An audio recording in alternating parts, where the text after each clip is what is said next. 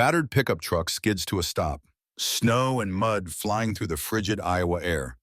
Out steps Jonas Fletcher, a rugged Vietnam veteran and lifelong farmer on the brink of losing his family's land to ruthless banks and corporate greed. On that same icy road stands a woman, her expensive sedan stalled, the hood steaming in defeat. Little does Jonas know, he's just rescued Evelyn Harrington, the billionaire heiress to America's largest auto empire. This chance meeting will ignite an explosive story filled with courage, unexpected alliances, and a desperate fight to preserve the American farmer's way of life. Will Jonas reclaim his legacy, or will corporate power destroy everything he fought to protect? Stick around until the end. You won't believe the twist awaiting you. And don't forget to subscribe, hit that bell icon, and join us as we tell powerful stories that honor heroes, celebrate resilience, and bring back memories of classic American grit. Jonas Fletcher was 67, but he felt a century old as he trudged across the frozen mud of his farm in Willow Glen County. Once, this land had been his pride, a legacy nurtured through generations of Fletchers ever since his great-grandfather built the first barn on a hill overlooking the valley. Now it felt more like a debt-ridden husk of its former glory. The bitter December wind stung his cheeks as he paused to catch his breath, leaning on a fence post that had seen better days. He had served in Vietnam decades ago, fought for his country, then returned to this parcel of dirt and grass, determined to raise a family and continue the lineage. For a while at work then, Jonas married his sweetheart, Claire, and poured his soul into each harvest.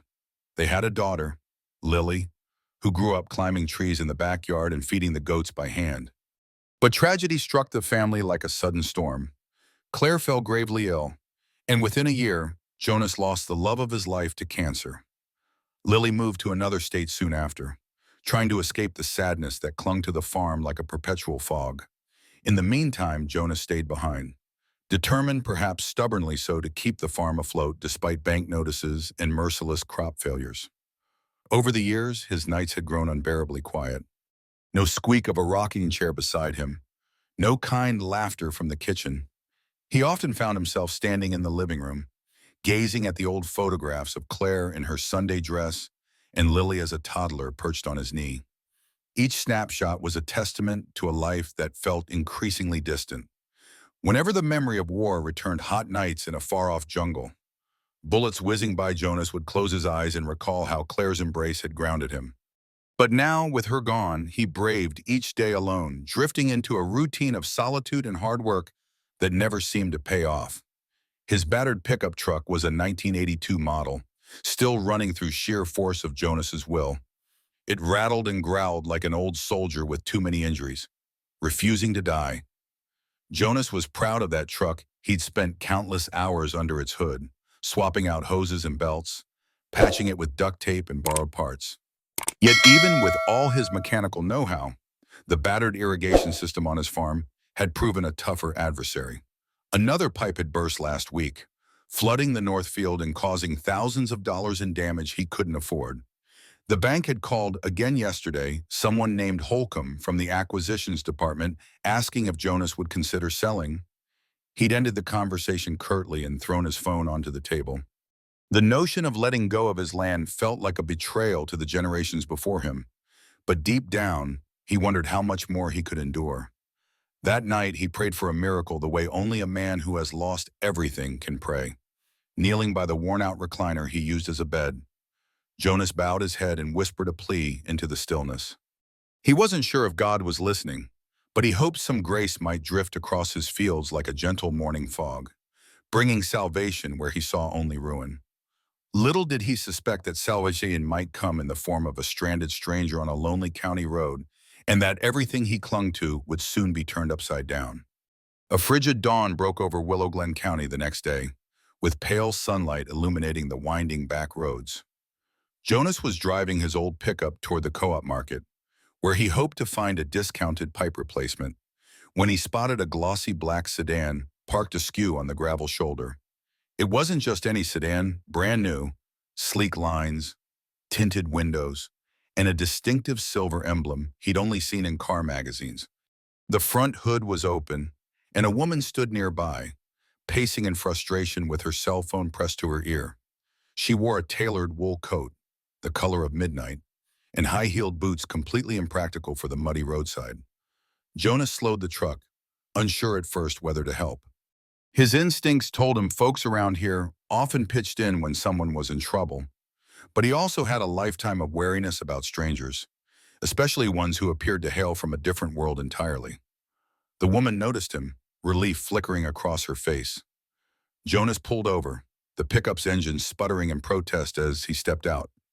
"Morning," he said gruffly, rubbing his gloved hands together. "Car trouble," she ended her call, eyes darting from the battered truck to Jonas's weathered face. "Yes," she replied, exhaling a frosty breath. "Something's wrong with the engine. I think." The battery light came on, and then everything just stopped. Her accent was neutral, her tone polite yet tense. Jonas approached the open hood, scanning for obvious issues. He'd worked on enough engines in his time to suspect the alternator or battery might be the culprit, but this was no ordinary car. The mass of plastic covers and specialized parts made his old truck's engine look like a dinosaur. He glanced at her again. "I might not be able to do much on the roadside." "Ms. Call me Evelyn," she interjected, noticing his hesitation. "Evelyn Caldwell." Jonas raised an eyebrow at the name, but let it pass. "Jonas Fletcher." He offered. "I live a few miles up that way." He gestured vaguely toward farmland. "I can tow your car back if you need, or give you a lift into town. There's a garage, though it might not stock parts for a car like yours." Evelyn bit her lip. "If you could just help me get somewhere safe, that'd be great. My phone's almost dead, and I'm not exactly dressed to hike." Jonas gave a wry chuckle. "No, ma'am, you're not." He fetched a chain and hooked it up beneath the car's front bumper, carefully avoiding damaging the sleek exterior. While he worked, Evelyn glanced around the desolate landscape, leafless trees, frosty fields, and a sky the color of lead. "Is it always this quiet?" she asked. He shrugged. "Quieter these days. Used to be more farms, more people." She nodded, sliding into her car to steer while Jonas eased his truck forward, gently pulling her vehicle along. It was a slow, bumpy process down the back road, the chain clanking against gravel. Evelyn watched Jonas through her rearview mirror with cautious curiosity, as if he were an artifact from another era. For his part, Jonas felt an odd mix of protectiveness and apprehension, a sleek city car stranded on his territory, and a woman who seemed out of place. Both might just complicate a life already on the brink of collapse. He sighed, setting his jaw. Sometimes good deeds had a price, but he couldn't turn away. This was how folks in Willow Glen were raised, no matter how worn down you felt. You never abandoned someone in trouble. By the time Jonas managed to tow Evelyn's car the last mile, the sky had brightened to a dull gray. They arrived at his property, a sprawling stretch of farmland dotted with old oaks. The main house, a modest two-story structure with peeling paint and a sagging porch, sat at the end of a gravel driveway. Several broken fence posts lined the property boundary, and beyond them were acres of fields lying dormant for winter. As Jonas unhooked the chain, Evelyn stepped out of her sedan, wincing when her heels sank into the muddy ground. "You can leave your car right there," Jonas said, "and I'll see if I can call up the nearest garage. But, fair warning, it's a small operation. Might take them a day or two to get the parts you need." Evelyn pulled her coat tighter. "Thank you. I didn't expect to get stranded like this. I was just traveling through, and the GPS directed me off the main highway." Jonas motioned for her to follow him inside the house, explaining that it was warmer there. The interior was sparsely decorated. A threadbare rug lay across the living room floor, and a dated recliner faced an old television set. On the mantel stood a few framed photos, a younger Jonas in uniform, medals pinned to his chest, a smiling woman with warm eyes, Claire, by his side, and a teenage girl in pigtails. Evelyn took in these details with subtle fascination, sensing the presence of family stories left half told. "Let me check if the landline still works," Jonas said, disappearing into the kitchen. Evelyn stood awkwardly in the living room, noticing the silence beyond the ticking clock on the wall. This house felt suspended in time, holding on to echoes of memories that were all but vanished. She was used to the hum of city life conference calls, the clack of heels on marble floors, the glow of skyscrapers. Here, Mom, there was only the faint whistle of wind against old windows. After a minute, Jonas returned, grimacing. Phone's out again. Storm must have knocked something loose. I've been meaning to fix it. He hesitated. Might be best if you stay here till morning. The roads aren't great, and you won't find a hotel for miles. Not sure you'd want to, anyway. Town's got only one little motel. Evelyn glanced outside, spotting the sky thickening with a fresh wave of gray clouds. A flicker of concern crossed her features. But Jonas's expression, stony yet kind, reassured her that he wasn't some threat. All right, she agreed, removing her coat, but let me pay you for the trouble. I don't want to impose. He shook his head firmly. Not necessary. If you're hungry, I can whip up something. Got some beans, maybe a bit of ham left. She offered a small, grateful smile. That would be wonderful. While Jonas busied himself in the kitchen, Evelyn walked around to study the photos more closely. She paused at the one with Jonas and Claire, picking it up. A heavy pang of emotion tugged at her chest, though she wasn't sure why. Perhaps it was the wistfulness in Jonas's gaze that morning, or the quiet sadness that permeated this old farmhouse. She replaced the photo gently, noting how the edges of the frame were worn from years of being held. Deep down, she felt an odd mixture of curiosity and compassion for the man who'd rescued her. She also felt a pang of guilt for not revealing her true identity, especially given that she recognized his battered pickup truck might be the sort of thing her company, Caldwell Motors, rarely designed for. But for now, it was best to keep her secrets until she understood just how deeply Jonas Fletcher's story would intertwine with her own. Snow began to fall by late afternoon, thin flakes swirling in gusts against the windows.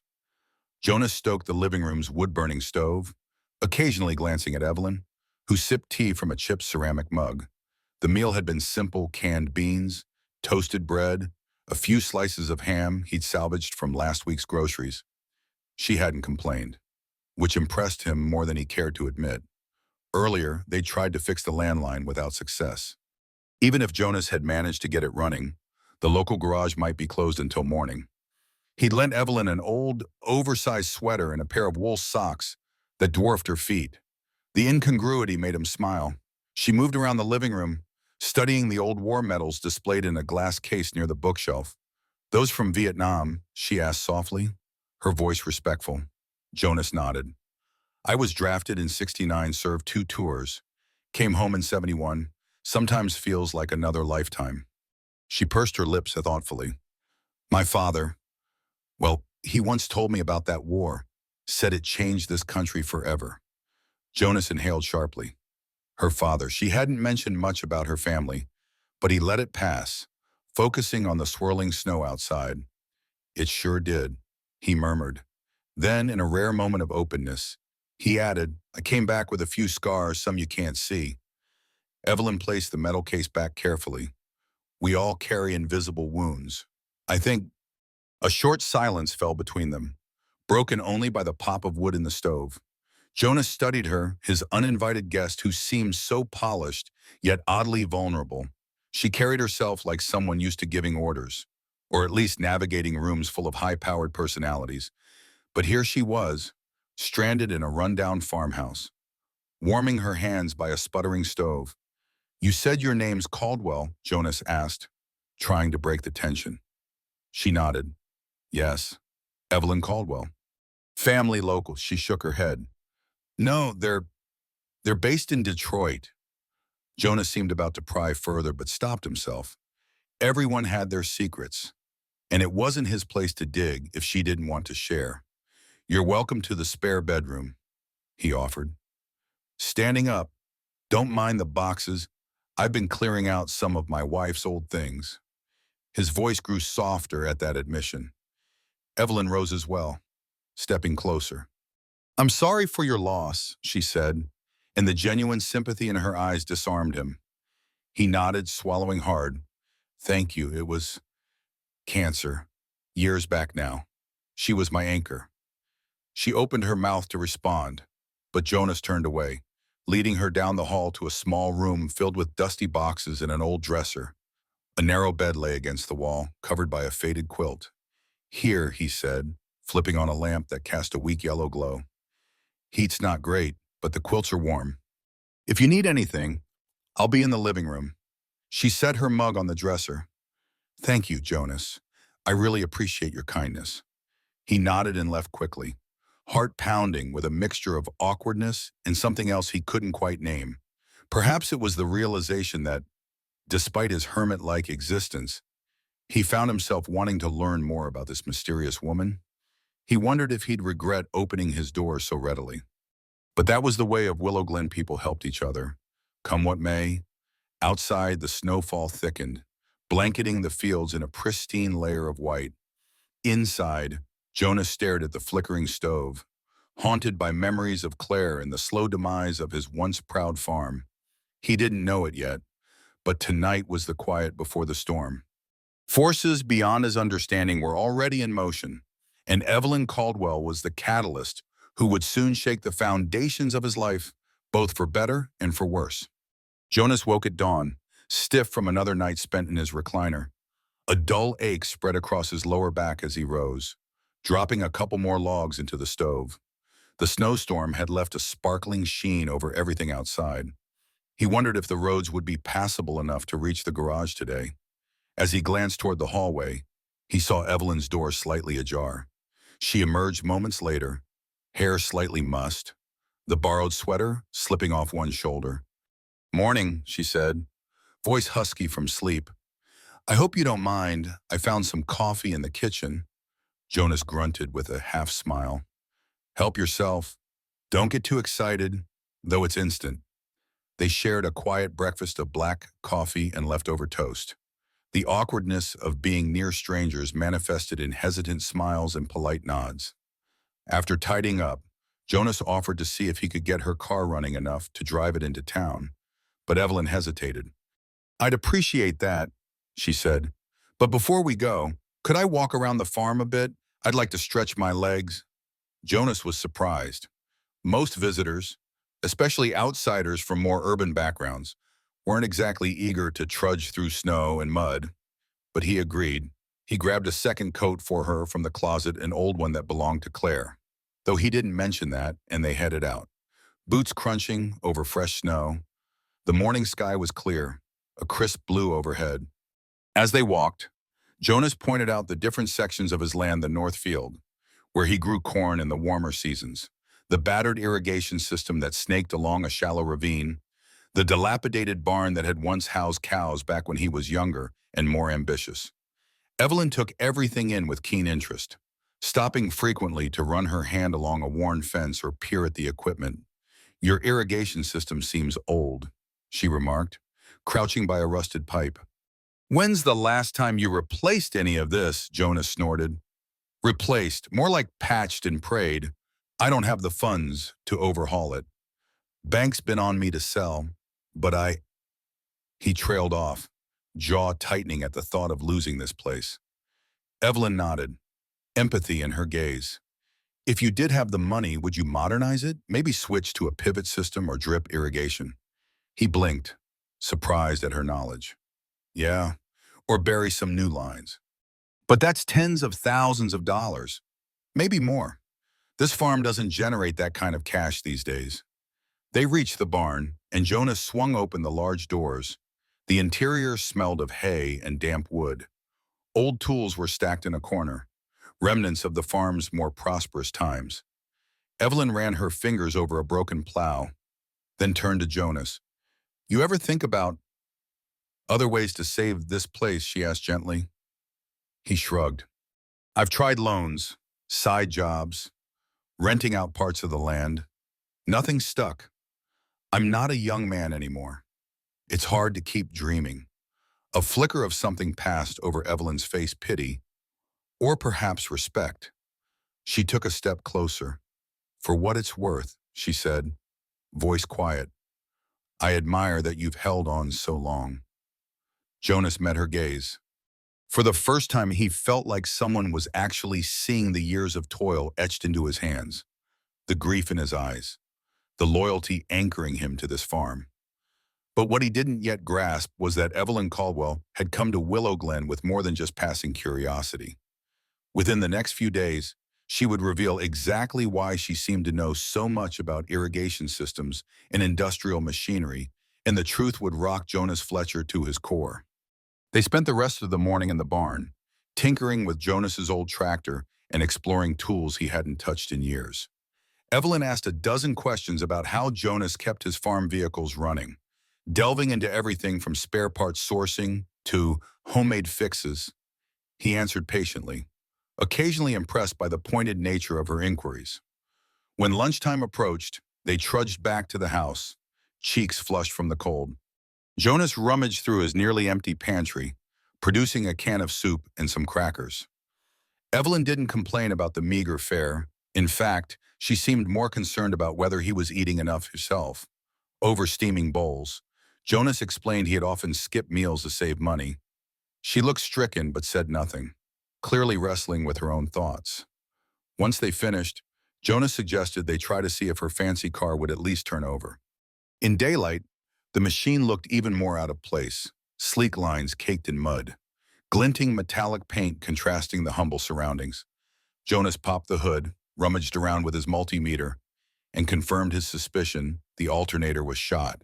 The battery, drained, would barely hold a charge. Evelyn stood behind him, her arms folded against the cold. "Is it fixable?" she asked quietly. "Maybe, but it'll take parts we won't find around here easily." Jonas closed the hood.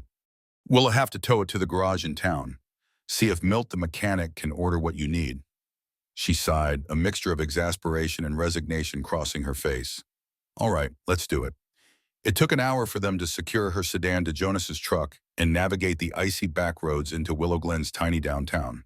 The town comprised a single main street lined with a handful of shops, a barber, a diner, the co-op, and a small hardware store. Milt's garage sat at the far end, its sign peeling, the interior cluttered with half-disassembled engines and oil drum. Milt, a barrel-chested man in his 70s, greeted Jonas warmly, ignoring Evelyn's city clothes as if by long habit. "Well, if it isn't Jonas Fletcher," he said with a toothy grin. "What contraption you bringing me now?"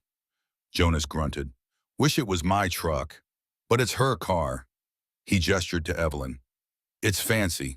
Milt. So I'll bet we'll need to do a special order." Milt scratched his chin, peered under the hood. "Yep, that's a Caldwell Motors piece of machinery. Top of the line." He shook his head. "I can order an alternator.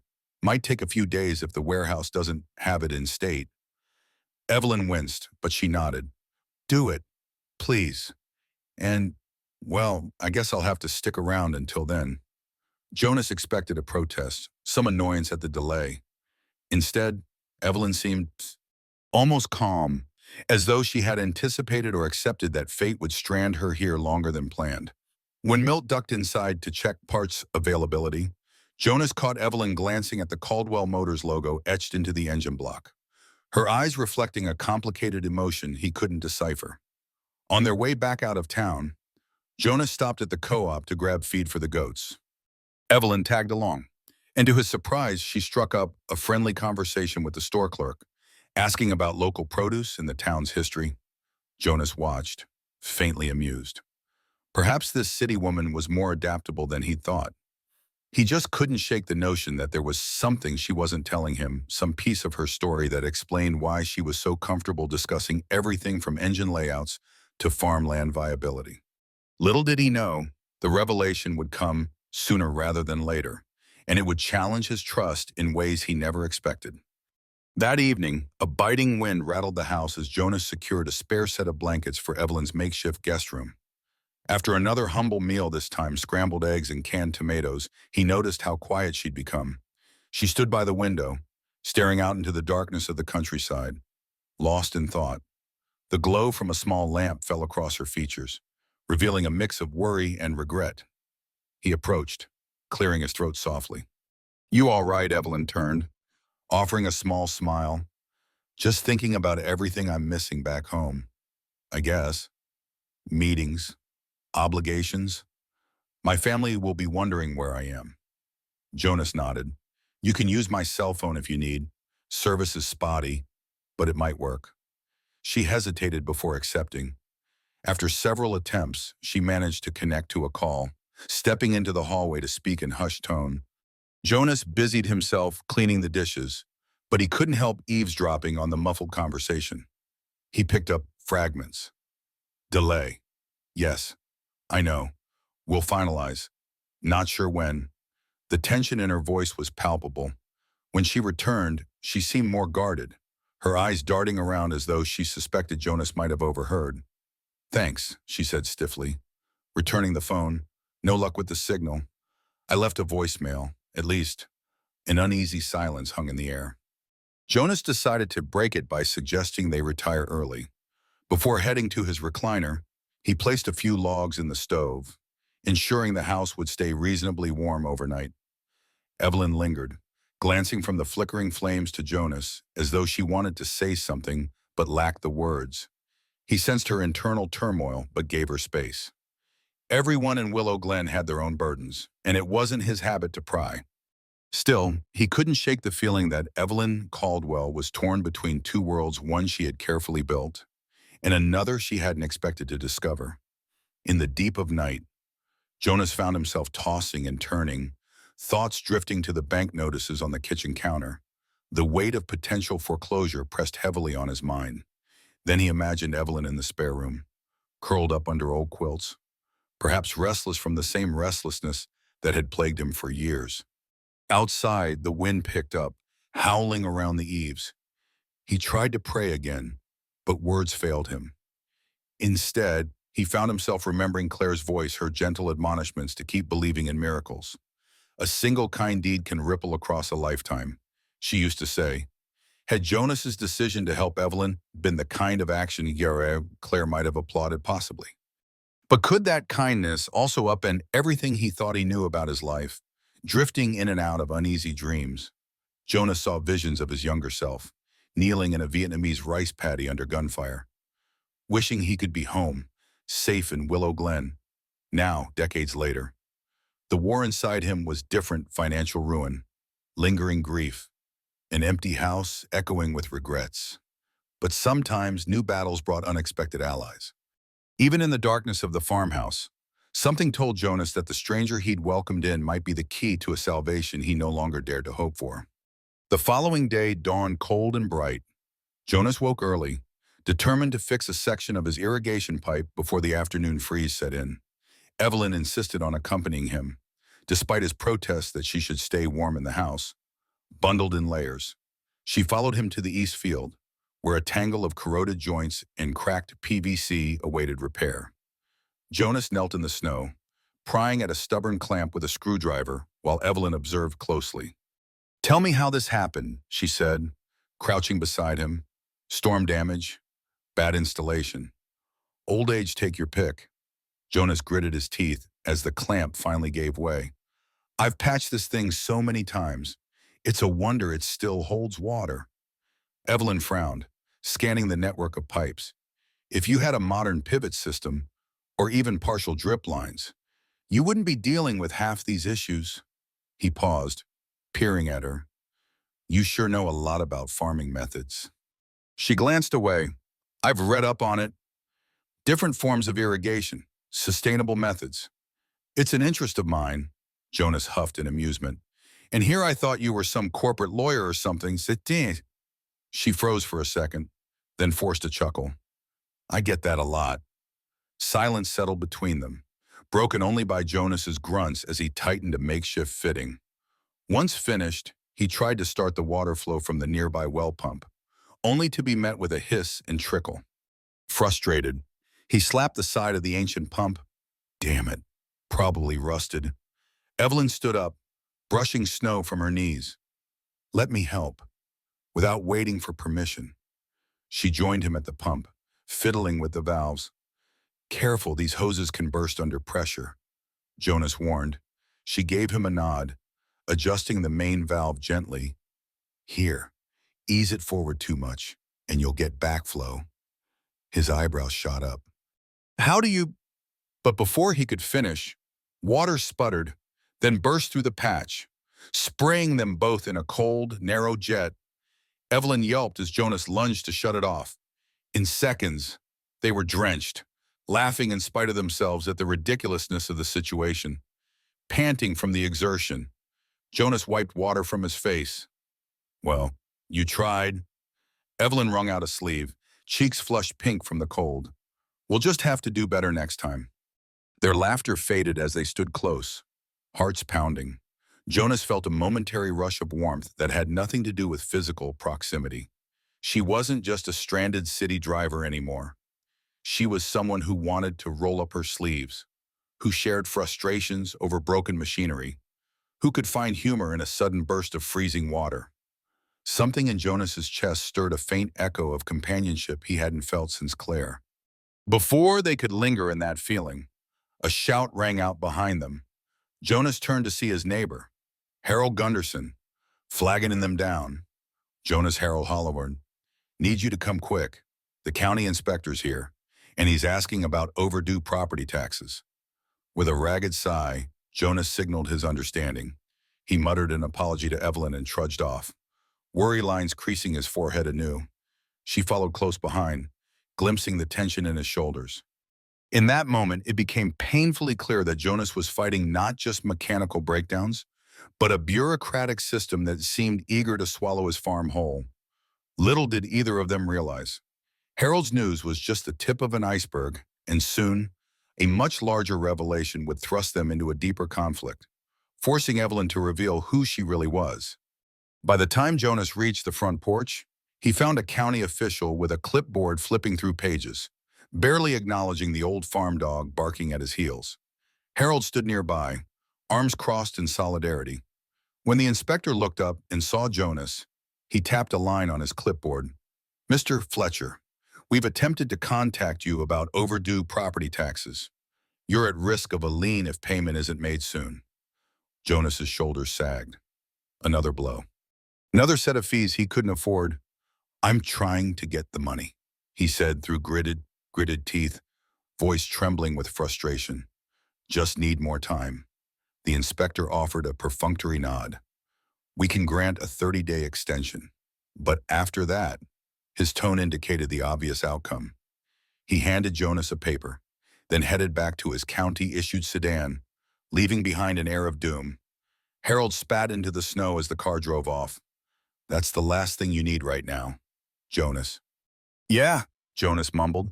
I'll figure something out. Evelyn stood behind him, watching with mounting concern. Harold shot her a curious glance before tipping his cap. Ma'am, you must be the one Jonas was talking about. Car trouble, right? She nodded politely.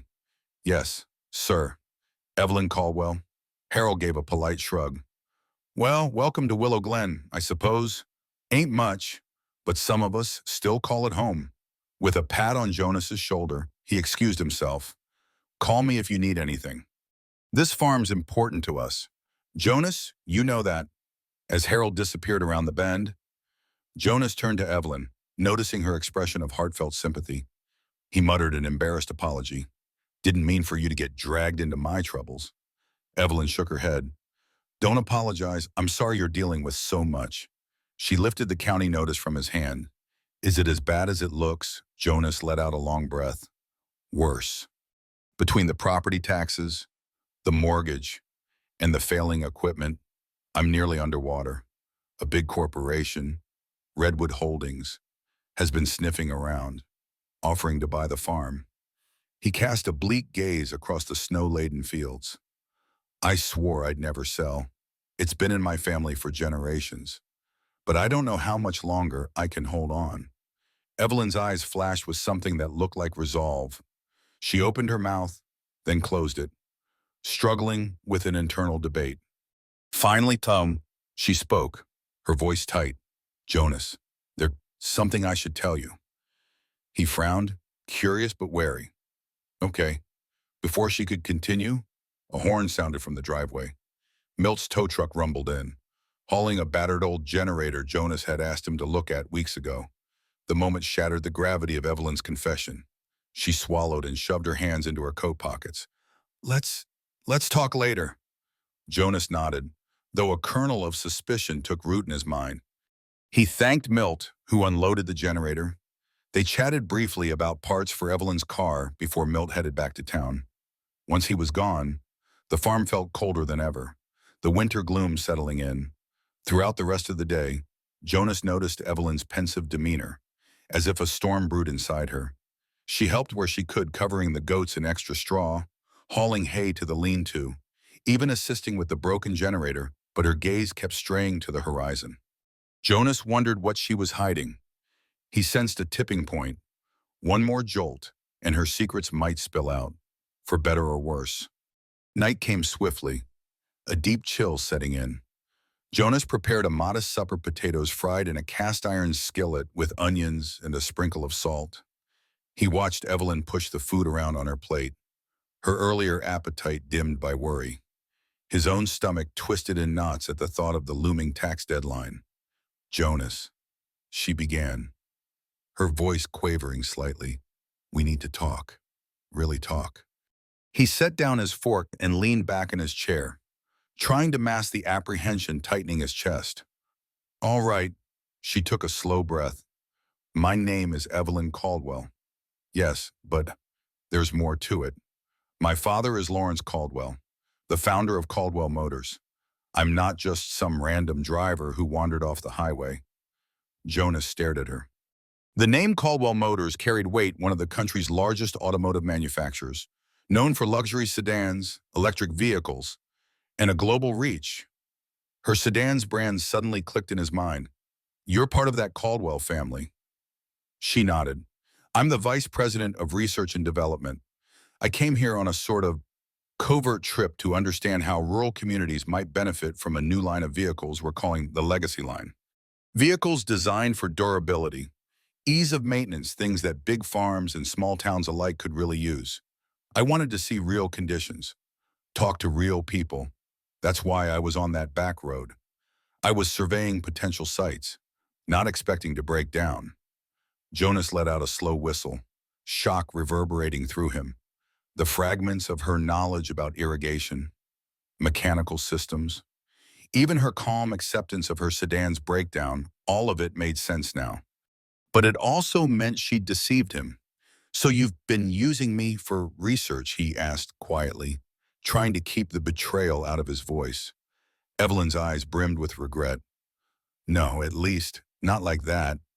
I truly did break down, and I really did appreciate your help. Everything I've seen here, everything about you and your farm, it's changed me. I just wasn't sure how to tell you once I realized how complicated it might become. I'm sorry. Jonas ran a hand across his stubble, processing the bombshell. Anger flared momentarily, but it was tempered by the reality that she'd never outright lied, just omitted a monumental piece of information. So, what does this mean? You want to buy my land for some facility? Evelyn shook her head vigorously. No, that's Redwood Holdings, not us. Our approach is different. I want Caldwell Motors to partner with rural farmers for pilot programs testing the vehicles where they matter most. And your farm, I see a place where we could demonstrate that if we fix real problems, like your irrigation or your battered equipment, maybe we can do the same for other communities. Jonas felt the weight of her words, the possibility of salvation, but he also felt cornered. So, you want to swoop in and rescue me? Is that it? She flinched. Jonas, I don't want to swoop in. I want to help, yes, but I'm also drawn to this place, to you. The resilience I've seen here is what we at Caldwell Motors have lost. We've been designing sleek, disposable cars for wealthy clients, but I believe in something else, something more sustainable. Tension thrummed between them like a taut string, ready to snap. Jonas stared into Evelyn's earnest eyes, torn between gratitude and indignation. Could he trust her? Was she truly here to help? Or was this just another corporate maneuver? And beneath it all, another emotion brewed, something that felt dangerously close to hope. The following morning, Jonas was out by the barn before first light, mind swirling with conflicted thoughts. He'd barely slept, replaying Evelyn's confession until exhaustion overcame him. Now, in the crisp, pre-dawn air, he tried to clear his head by hauling hay and checking on the goats. But as he tossed bales into the pen, he heard the crunch of boots on frozen ground behind him. He turned to see Evelyn, bundled in the coat he'd loaned her. She appeared resolute, yet a bit hesitant. "I know last night was a lot," she began, voice soft. "Can we talk more?" Jonas leaned against the barn wall, crossing his arms. "I suppose." She stepped closer, her breath visible in the cold. "What I didn't say is that Caldwell Motors is on the brink of a big internal shift. My father's stepping down, and the board wants to double down on luxury markets. But I've been pushing for something else, this legacy line idea. Trucks and SUVs that could last decades, built with modular parts so farmers can fix them without a specialized computer." She paused, assessing his reaction. "We got pushed back. The board said we didn't understand the real market. That's why I came here. Incognito. I needed real data. Real stories." Jonas frowned, glancing out at the barren fields. "So, you're basically doing field research for some corporate pitch." "I was," Evelyn admitted, "but it became more when I met you." "Your story. This farm, it's exactly what I've been trying to fight for at Caldwell Motors. A place where vehicles are more than status symbols. They're tools that help people survive and thrive." He studied the hay at his feet. "I won't lie, I need the help. I'm drowning in debt. The irrigation is shot, and Redwood Holdings hounds me every week. But how do I know you won't just cut me loose once you get your data?" A flash of hurt crossed her features. "You don't. But I promise you, I have no intention of abandoning Willow Glen. Jonas, if you let me, I'd like to propose a formal partnership to the board, turn your farm into a pilot test site for the legacy line. Caldwell Motors would fund an irrigation overhaul and provide new machinery prototypes in exchange for your honest feedback and real-world data." Jonas exhaled, relief mingled with fear. That sounded almost too good to be true. "What's the catch?" She managed a small smile. "Caldwell Motors invest in your farm's infrastructure. You sign a contract agreeing to test and review each prototype. We'll come out here, run trials, gather feedback. You'd also attend some corporate meetings, speak about your experiences. It'll be a bit of media spectacle. I won't lie, but it's not a sale. This land stays yours." Silence stretched as Jonas mulled over the enormity of the proposition. It felt like a lifeline, yet a lifetime of caution, combined with the heartbreak he'd endured, held him back. "What about Redwood Holdings?" he finally asked. "They want to buy me out. If they find out Caldwell is involved, they might pressure the county to shut me down." Evelyn straightened her posture, a flicker of steel in her eyes. "Caldwell Motors has resources. If Redwood tries anything, we'll fight them legally. They won't bully you under my watch." A rooster crowed in the distance, punctuating the moment. Jonas stared at Evelyn, half convinced he was still dreaming. She was offering a path to save his farm and restore dignity to a life battered by loss. But trusting someone meant risking more heartache. Could he take that leap? The old scars on his soul cautioned him to remain guarded, yet the stubborn spark inside him yearned to grab this chance before it slipped away. Evelyn spent the next few hours drafting a preliminary agreement on Jonas's old laptop. She sat at the kitchen table, the warm light of mid-morning flooding through the window. Jonas hovered nearby, arms folded, occasionally making suggestions. His wariness hadn't completely faded, but a fragile optimism grew with each sentence they typed. They spelled out the basics. Caldwell Motors would allocate funds to fix key infrastructure, irrigation first, then barn repairs, possibly even a new tractor prototype. In return, Jonas would act as a consultant, providing daily logs, feedback, and hosting visits from engineers and design teams. The contract included clauses allowing Jonas to end the deal if Caldwell Motors failed to uphold their commitments. By noon, both felt mentally drained. Evelyn saved the document on a USB drive, letting out a shaky breath. "I'll have to present this to the board," she said, rubbing her temples. "They might push back, but my father still holds a significant stake, and I'm certain I can persuade him. He cares about brand heritage and knows the public is turning toward sustainable solutions. Jonas nodded, trying to maintain a steady front. The weight of hope pressed on him, terrifying in its own way. When do you need to leave to do that? She hesitated. Tomorrow, if the garage finishes the car, I'll drive to the nearest airport, catch a flight to Detroit. The mention of leaving made the house feel colder. Jonas busied himself clearing the table, not wanting to dwell on the sudden pang of loss. His life had been solitary for so long. Was he already bracing for a return to that loneliness sooner later? They walked the fields again, discussing potential areas for the test track Caldwell Motors might install.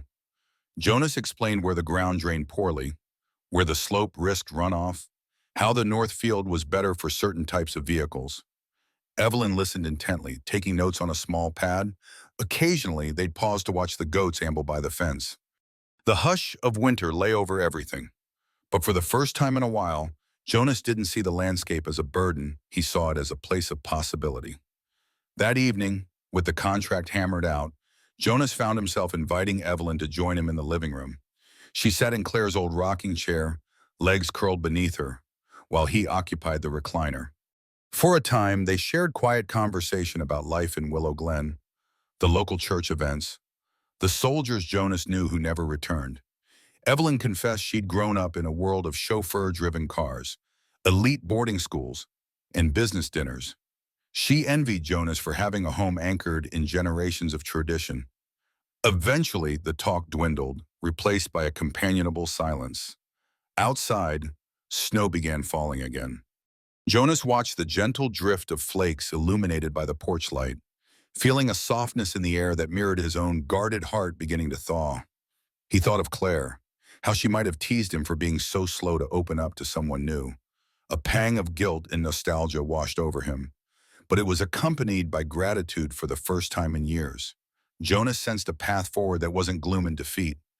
And as he glanced at Evelyn, who was gazing at the quiet swirl of snow with the same sense of reverence, he realized that sometimes help arrived in ways one couldn't predict. A stranger turning into an ally, a corporate VP revealing a wounded idealist's heart. Tomorrow, she'd leave to fight for this contract on his behalf, and he couldn't deny that a piece of him would go with her. True to Milt's word, the necessary parts for Evelyn's car arrived by the following afternoon. Jonas offered to drive her into town, the truck rattling over patches of ice and slush. The conversation was subdued, each of them preoccupied by the enormity of what lay ahead. Evelyn was about to return to a corporate boardroom and stake her reputation on a venture few executives would readily embrace. Jonas was placing his farm, his entire life, in the hands of someone who, just days ago, had been a complete stranger. When they reached Milt's garage, the sedan was waiting, hood closed and gleaming under the fluorescent lights. Milt insisted on a final diagnostic before handing over the keys, giving Jonas and Evelyn a moment alone in the corner of the shop. She brushed imaginary dust from her coat, not meeting his gaze. If all goes well, the board will approve this pilot program. Then I'll be back within a week or two with a team of engineers. We'll start the irrigation overhaul right away if we can get the local contractors on board. Jonas nodded, hands shoved deep in his jacket pockets. I appreciate everything. Evelyn, honestly, I don't know how to repay you. Don't think of it as repayment, she said, lifting her eyes to meet his. Think of it as an investment. One that can benefit Caldwell Motors. Yes, but also your farm, and hopefully many more like it. For a moment, he didn't know what to say. He glanced away at the clang of a wrench hitting concrete, the hum of a heater overhead. He wanted to tell her she'd already done more for him than she realized, restoring his faith in the possibility of a future. But the words stuck. Milt finally returned, wiping his hands on a rag. She's all set. Ms. Caldwell, runs smoother than ever. You should be able to get to Detroit without any hiccups. Evelyn smiled in thanks, then faced Jonas. I'll call you once I'm into the city. We'll schedule a video call or something to go over final details. He swallowed, fighting a sudden lump in his throat. Safe travels.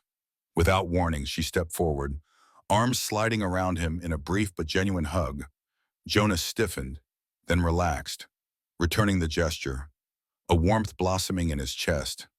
Milt coughed politely, and Evelyn pulled away, cheeks flushed. "Thank you for everything," she whispered. Jonas only managed a curt nod. He watched her climb into the sedan, heart pounding as the engine purred to life.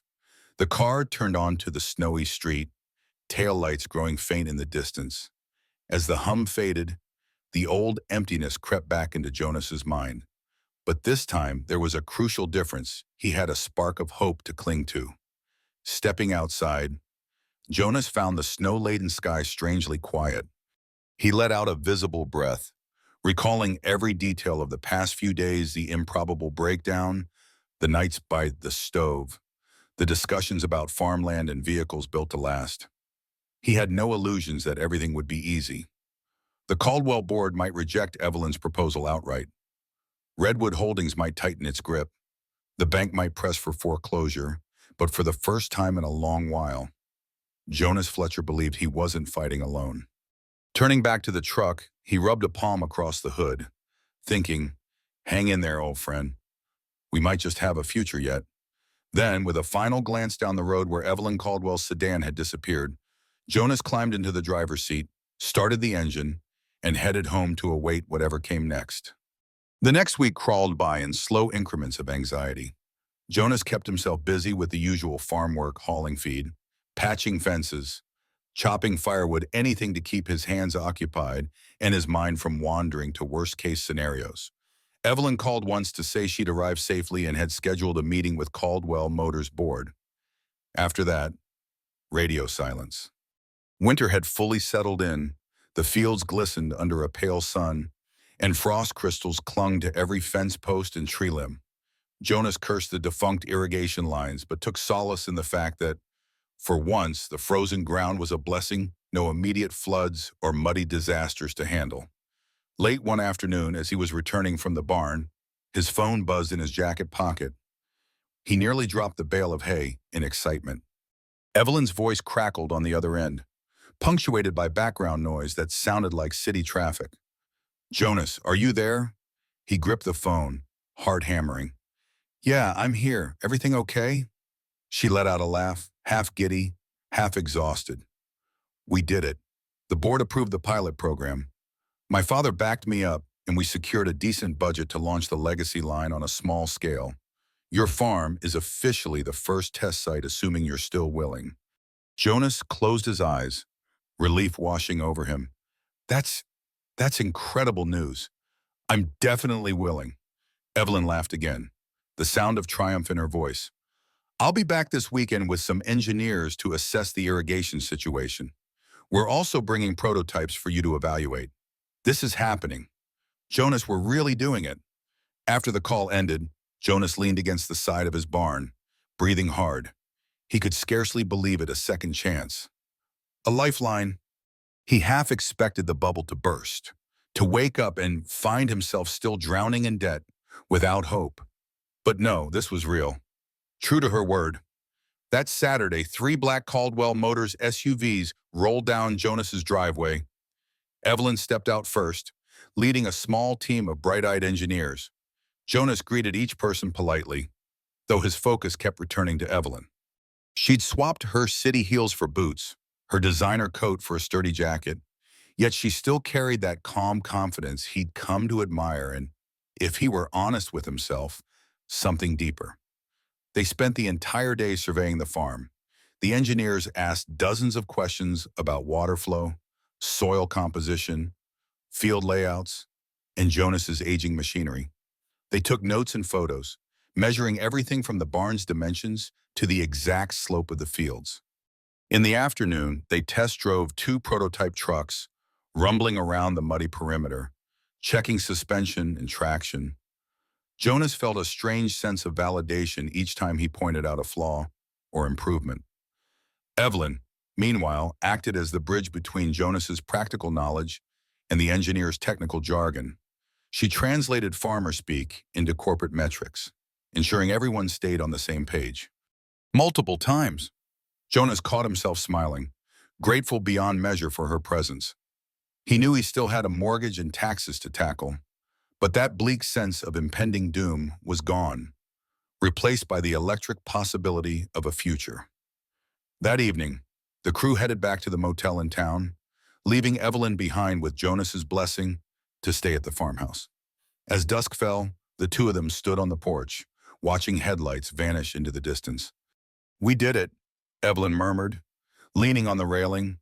Jonas nodded, wrapping an arm around her shoulders to ward off the chill. The hush of winter once more enveloped them, but now it felt peaceful, a promise rather than a curse. Over the subsequent months, Caldwell Motors moved swiftly. Crews arrived to dig trenches and install a brand new irrigation system. Jonas watched with awe as advanced pivot arms took shape, promising even water distribution across his fields once spring arrived.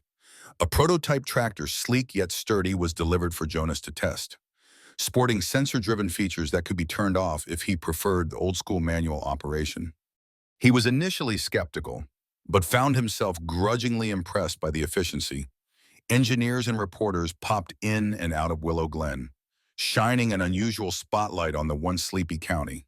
Local residents, who had eyed Evelyn Caldwell with suspicion at first, soon warmed to her. Not only was she bringing jobs and investment, she seemed genuinely invested in preserving the character of the community. Town meetings buzzed with discussions about the Fletcher Caldwell project, with some folks praising Jonas for holding on to the farm, and others voicing concerns about corporate influence. But Jonas stood firm, explaining that Caldwell Motors wasn't here to exploit them.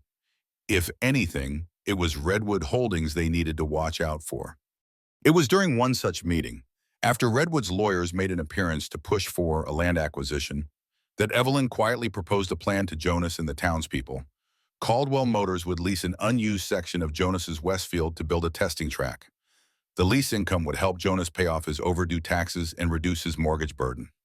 In return, Caldwell could operate the track for a set period, offering local farmers opportunities to test vehicles themselves.